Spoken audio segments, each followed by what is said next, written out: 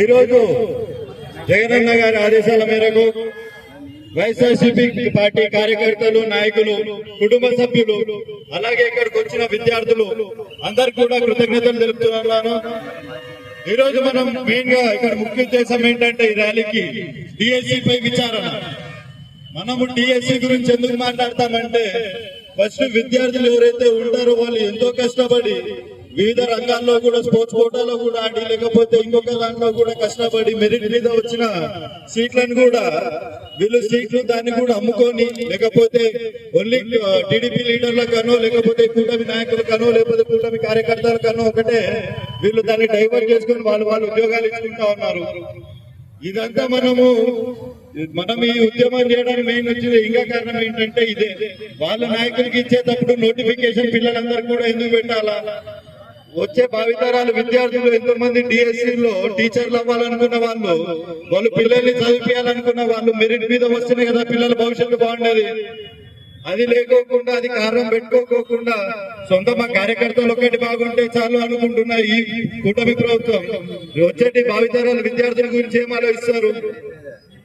దీనికోసమని ఒకవేళ తప్పు చేయకపోయింటే, ఏమాత్రం తప్పు చేయలేదు ఈ కూటమి ప్రభుత్వం అంటే సిబిఐ ఎంక్వైరీకి ఎందుకు భయపడతా ఉన్నారు? సిబిఐ ఎంక్వైరీ అడిగితే దాని గురించి దాచుకొని ఎందుకు మూతి పక్క తిప్పుకొని పోతా ఉన్నారు? సిబిఐ ఎంక్వైరీ అనగానే ఇంకెక్కడో రాస్తే ఎందుకు పడతా ఉన్నారు? ఎందుకంటే తప్పు చేశారని వాళ్ళకి తెలుసు, అందరికీ మన ప్రజలకు కూడా తెలుసు, ఆంధ్ర రాష్ట్ర ప్రజలకి.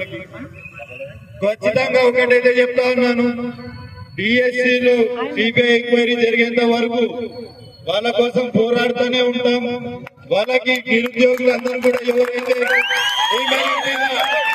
ఉద్యోగాలు తీసేశారో ఖచ్చితంగా వాళ్ళందరినీ పిలిపించి మళ్ళీ వాళ్ళకి నోటిఫికేషన్ ఇచ్చి వాళ్ళకి మళ్ళీ ఉద్యోగాలు కూడా ఇవ్వాలని చెప్పి కూడా ఈ ప్రభుత్వాన్ని హెచ్చరిస్తా ఉన్నాం. లేకపోతే ఖచ్చితంగా ఇది మాత్రం రాష్ట్ర ఎత్తున యువత అంతా బయటికి వచ్చిందంటే ఖచ్చితంగా మాత్రం ఉద్యమం ఇంకొక దూరం పోతుంది. ఈ కూటమి ప్రభుత్వం కూడా కింద పడే అవకాశం కూడా ఎక్కువ ఉంటుంది. ఇదన్నిటికీ కారణమైన నారా లోకేష్ గారు మాత్రం వచ్చి తీయని మాటలు మాట్లాడినట్టు మాట్లాడతారు. కానీ ఇది డిఎస్సీ విషయం మీద మాట్లాడమంటే ఈ రోజు వరకు ఒక మాట స్పందించలేని ప్రభుత్వం ఇది. అలాగే నిరుద్యోగులు విద్యార్థులకు కూడా ఫీజు రియంబర్స్మెంట్ ఇప్పటికి 2 ఏళ్ళైంది, ఎవరికి ఎందుకు ఇవ్వడం లేదు? డబ్బులు ఉన్నాయి, 2 లక్షల కోట్లు పోయి అమరావతి అనే పేరు మీద పెట్టగలిగినప్పుడు ఈ కూటమి ప్రభుత్వం పిల్లల భవిష్యత్తు కోసం ఎందుకు ఆలోచించడం లేదు? జగనన్న హయాంలో ప్రతి సంవత్సరం ఎన్ని స్కూళ్ళు అయితే ఉన్నాయో ప్రతి స్కూల్కి వెళ్ళేది ఫీ రియంబర్స్మెంట్. ఎవరికి ఆపలేదు, ఎప్పుడూ ఆపలేదు. ఈసారి ఎందుకు ఆపుతా ఉన్నారు? జగనన్న చేసిన మన వైసీపీ ప్రభుత్వంలో ఉన్న 3.5 లక్షల కోట్ల అప్పు మొత్తం 5 ఏళ్లలో జరిగితే 2 ఏళ్లలోనే 3.5 లక్షల కోట్ల అప్పు తీసినారు కదా. ఇచ్చిన హామీలు ఎవరికి ఇస్తా ఉన్నారు? ఏమనంటే సూపర్ 6, సూపర్ 8 అంటారు. ఏడిచ్చినారు, ఎవరికి ఇచ్చినారు సూపర్ 6? అది ఎవరికి ఇవ్వలేదు. ఇంకొకటి కూడా నిన్న ఇక్కడ మన నియోజకవర్గ ఎమ్మెల్యే గారు కూడా ర్యాలీ చేయడం జరిగింది, థ్యాంక్ యూ చంద్రబాబు నాయుడు గారు అని. దానికంటే ముందు కర్నూలులో ఒక క్వశ్చన్ అడిగినారు, 2025లో జరిగిన డిఎస్సికి ఈ రోజు వరకు గుర్తు రాలేదా మీకు? సంవత్సరం తర్వాత గుర్తు వస్తుందా అని. అదే మరి కూటమి నాయకులు కూడా 2025లో జరిగిన డిఎస్సికి ఈ రోజు థ్యాంక్ యూ చెప్పాలనిపించిందో వాళ్ళ సీఎం గారు నేను అడుగుతా ఉన్నా. ఒకవేళ మీకు ఈ రోజే గుర్తొచ్చింది మీ సీఎం గారికి థ్యాంక్ యూ చెప్పాలన్నప్పుడు మాకు మాత్రం సంవత్సరం కాలం నుంచే మేము విద్యార్థుల కోసం పోరాడుతూనే ఉన్నాం. ఈ రోజు ఏదో కొత్తగా తీసుకొచ్చింది కాదు ఉద్యమం.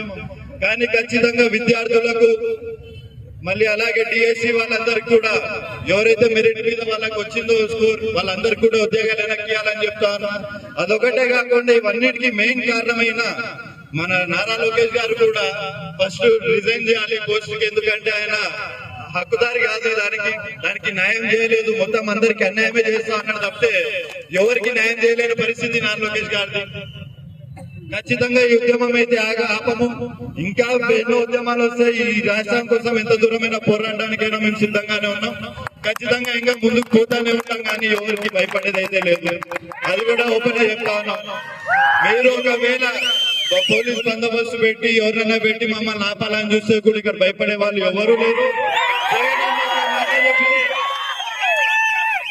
జగనన్న ఒక మాట చెప్పితే ఎంత దూరమైన పోవడానికి కూడా మేమందరం సిద్ధంగానే ఉన్నాం. జగనన్న కోసం ఏమైనా చేయడానికి కూడా వైసీపీ కార్యకర్తలు అందరూ నాయకులతో పాటు సిద్ధంగానే ఉన్నారని కూడా తెలియజేస్తాం. అలాగే ఏప్రిల్ 13వ తారీఖు జగనన్న కర్నూలు పర్యటిస్తున్నారు కూడా. ఇది అందరికీ కూడా తెలియాలని ఒక విషయమే చెప్తా ఉన్నాం. కానీ థ్యాంక్ యూ. ఈ అవకాశం ఇచ్చిన అందరికీ కూడా కృతజ్ఞతలు చెప్తా ఉన్నాం.